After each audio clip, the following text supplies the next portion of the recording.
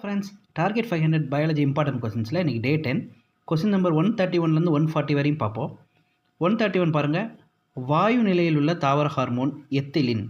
Apple, தர்பூசணி, வாழை போன்ற தாவரங்களில் கனிகள் பழுக்கும் போது உற்பத்தியாகும் ஹார்மோன் எத்திலின்.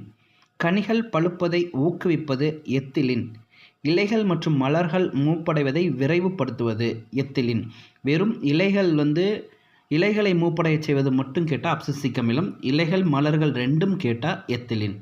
பாருங்கள், 135 ரொம்ப முக்கியம். இருவித்தலை தாவரங்களில் வேர் தண்டு நீட்சி அடைவதை தடை செய்வது எத்திலின்.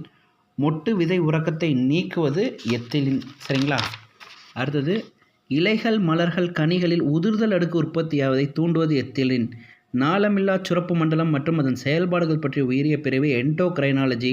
நாளமில்லா சுரப்பு மண்டலத்தின் தந்தை தாமஸ் அடிசன். ஹார்மோன்ற சொல்ல முதலில் சொன்னவர்கள் பெய்லிஸ் மற்றும் ஸ்டார்லிங். தேங்க்யூ.